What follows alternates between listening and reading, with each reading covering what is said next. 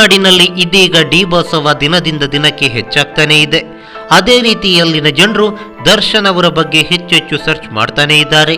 ಅವರ back ground, fan followers, D boss ಅಭಿಮಾನಿಗಳಿಗೆ ಕೊಡ್ತಿರುವ ಗೌರವ, ಹೀಗೆ ದರ್ಶನ್ ಬಗ್ಗೆ ತೆಲುಗು ಮಂದಿಗೆ ಕ್ಯೂರಿಯಾಸಿಟಿ ಹೆಚ್ಚಾಗ್ತಾನೆ ಇದೆ.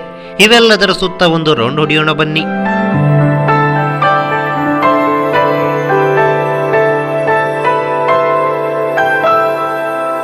ಎಸ್, ತೆಲುಗು ಅಭಿಮಾನಿಯೊಬ್ಬರು ಬಾಲಿವುಡ್ ನಿರ್ದೇಶಕ ರೋಹಿತ್ ಶೆಟ್ಟಿಯವರ ಇಂಟರ್ವ್ಯೂ ಒಂದರ ಬಗ್ಗೆ ಹೇಳಿದ್ರು.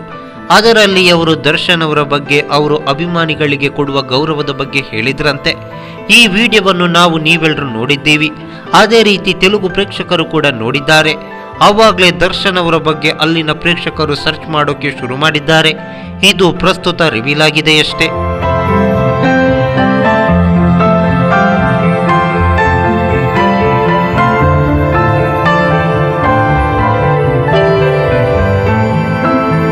ದರ್ಶನ್ ತುಂಬಾನೇ ಹ್ಯುಮ್ಯಾನಿಟಿ ಇರುವ ವ್ಯಕ್ತಿ, ಸೋಷಿಯಲ್ ಸರ್ವಿಸ್ ಮಾಡ್ತಾರೆ.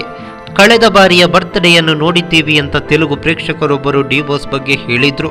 ಹಾಗೆ ಮಾತನ್ನು ಮುಂದುವರಿಸುತ್ತಾ, ತೆಲುಗಿನಲ್ಲಿ ಪವನ್ ಕಲ್ಯಾಣ್ ನಮಗೆ ಎಷ್ಟು ಇಷ್ಟನೋ ಕನ್ನಡದಲ್ಲಿ ದರ್ಶನ್ ಕೂಡ ಅಷ್ಟೇ ಇಷ್ಟ. ಇಬ್ಬರಲ್ಲೂ ಸೇಮ್ ಕ್ವಾಲಿಟಿ ಇದೆ. ಹ್ಯುಮ್ಯಾನಿಟಿ, ಸಾಮಾಜಿಕ ಕೆಲಸ, ಅಭಿಮಾನಿಗಳಿಗೆ ಕೊಡುವ ಗೌರವ ಇಬ್ರು ಒಂದೇ ರೀತಿ ಇದ್ದಾರೆ ಎಂದು ಡಿ ಬಾಸ್ನ ಗುಣಗಾನವನ್ನು ಮಾಡಿದ್ರು.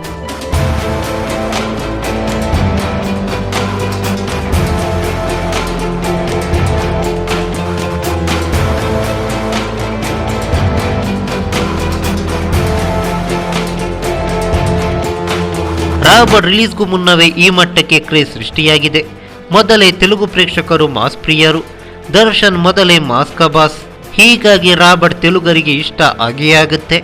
ಈ ವಿಚಾರವನ್ನು ಪಕ್ಕಕ್ಕಿಡೋಣ. ಸದ್ಯದ ಬೆಳವಣಿಗೆಯನ್ನು ಗಮನಿಸುವಾಗ ಕರುನಾಡಿನಂತೆ ತೆಲುಗುನಾಡಿನಲ್ಲೂ ದರ್ಶನ್ ಅಭಿಮಾನಿ ಸಂಘ ಸ್ಥಾಪನೆಯಾದರೂ ಅಚ್ಚರಿಯಿಲ್ಲ. ಕನ್ನಡದ ಕೀರ್ತಿ ಪತಾಕೆ ಮತ್ತಷ್ಟು ಉತ್ತುಂಗಕ್ಕೇರಲಿ ಎನ್ನುವುದೇ ನಮ್ಮ ಆಶಯ.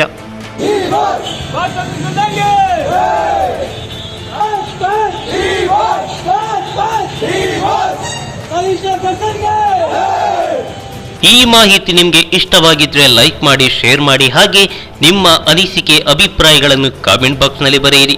ನೀವು ನಮ್ಮ ಕೋಸ್ಟಲ್ ಕನ್ನಡ ಯೂಟ್ಯೂಬ್ ಚಾನಲ್ಗೆ ಸಬ್ಸ್ಕ್ರೈಬ್ ಆಗಿಲ್ಲ ಅಂದರೆ ದಯವಿಟ್ಟು ತಕ್ಷಣವೇ ಸಬ್ಸ್ಕ್ರೈಬ್ ಬಟನ್ಗೆ ಕ್ಲಿಕ್ ಮಾಡಿ. ಹಾಗೆ ನಮ್ಮ ಪ್ರತಿ ಅಪ್ಡೇಟ್ಸ್ಗಳನ್ನು ಶೀಘ್ರದಲ್ಲೇ ತಿಳಿಯಲು ಪಕ್ಕದಲ್ಲಿರೋ ಬೆಲ್ ಐಕಾನ್ಗೆ ಕ್ಲಿಕ್ ಮಾಡಿ. ಹಾಗೆ ನಮ್ಮ ಹೆಚ್ಚಿನ ಅಪ್ಡೇಟ್ಸ್ಗಳಿಗಾಗಿ ಕೋಸ್ಟಲ್ ನೆಟ್ವರ್ಕ್ ಫೇಸ್ಬುಕ್ ಪೇಜ್ಗೆ ವಿಸಿಟ್ ಮಾಡಿ. ಧನ್ಯವಾದಗಳು.